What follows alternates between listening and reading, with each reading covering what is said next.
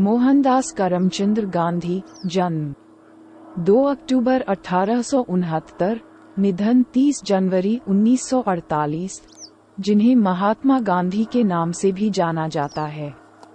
भारत एवं भारतीय स्वतंत्रता आंदोलन के एक प्रमुख राजनैतिक एवं आध्यात्मिक नेता थे।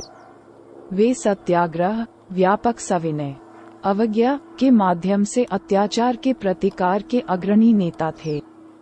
उनकी इस अवधारणा की नींव संपूर्ण अहिंसा के सिद्धांत पर रखी गई थी, जिसने भारत को भारतीय स्वतंत्रता संग्राम दिलाकर पूरे विश्व में जनता के नागरिक अधिकारों एवं स्वतंत्रता के प्रति आंदोलन के लिए प्रेरित किया।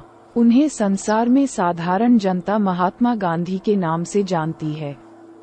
संस्कृत भाषा में महात्मा अथवा महान आत्मा एक सम्मान सूचक शब्द है।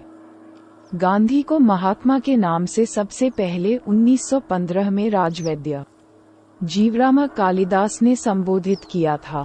एक अन्य मत के अनुसार स्वामी श्रद्धानंद ने 1915 में महात्मा की उपाधि दी थी। तीसरा मत ये है कि गुरु रविंद्रनाथ टैगोर ने महात्मा की उपाधि प्रदान की थी। 12 अप्रैल 1919 को अपने एक लेख में उन्हें बापू, गुजराती भाषा में बापू बापू अर्थात पिता, के नाम से भी स्मरण किया जाता है।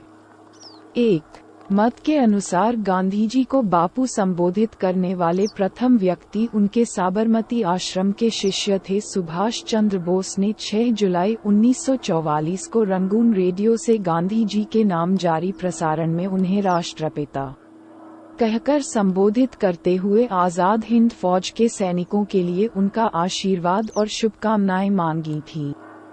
प्रति वर्ष 2 अक्टूबर को उनका जन्मदिन भारत में गांधी जयंती के रूप में और पूरे विश्व में अंतर्राष्ट्रीय अहिंसा दिवस के रूप में मनाया जाता है। सबसे पहले गांधी जी ने प्रवासी वकील के रूप में दक्षिण अफ्रीका में भारतीय समुदाय के लोगों के नागरिक अधिकारों के लिए संघर्ष हेतु सत्याग्रह करना आरंभ किया। 1915 में उनकी भारत वापसी हुई। 42 उसके बाद उन्होंने यहाँ के किसानों, श्रमिकों और नगरीय श्रमिकों को अत्यधिक भूमि कर और भेदभाव के विरुद्ध आवाज उठाने के लिए एकजुट किया।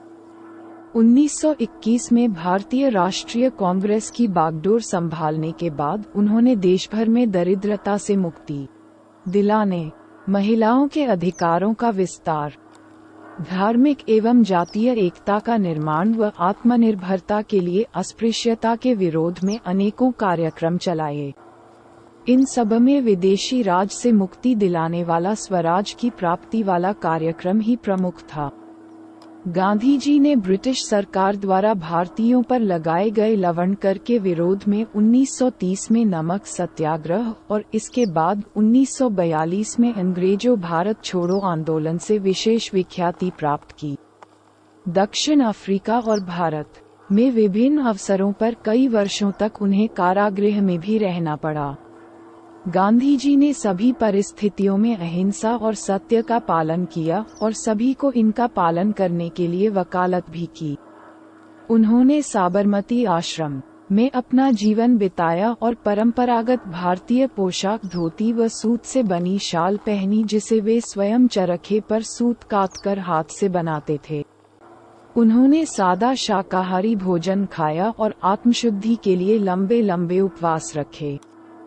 12 फरवरी वर्ष 1948 में महात्मा गांधी के अस्थि कलश जिन 12 तटों पर विसर्जित किए गए थे, त्रिमोहिनी संगम भी उनमें से एक है।